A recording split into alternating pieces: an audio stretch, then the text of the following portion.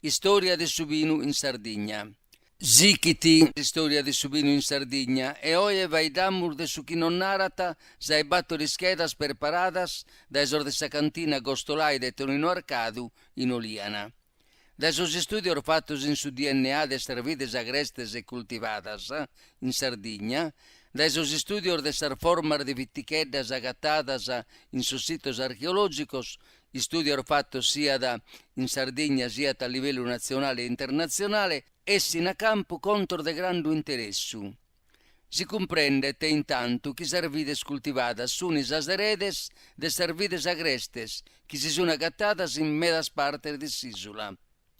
Galuoies Sardegna es prena de vides agrestes, e dai custas est arribau a sa vide cultivada, con processos tecnicos mutini de predomesticazione, paradomesticazione e protodomesticazione.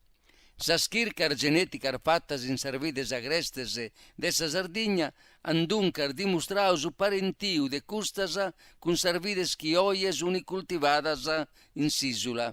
In sos sitos archeologicos han agattau viticheddas con formas assimizzantes sia a servider domadas, formas illonghiadas, sia a sa vide agreste, formas intunduladas, sia a formas a mesu camminu tra sas agrestes e sas cultivadas. E custu sichit a dimostrare su processo de domesticazione in atto in s'epoca in sa cale si datana sor viticheddos e di attessere tra sue battorghidi e sue doghi seculos prima de Cristos.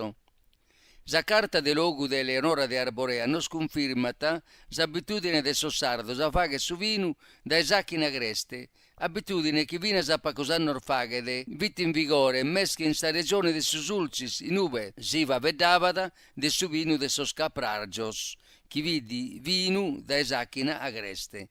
Custos studios e scopertas confirman galo una volta de plus che sa coltivazione de sa vide in Sardegna este autoctona.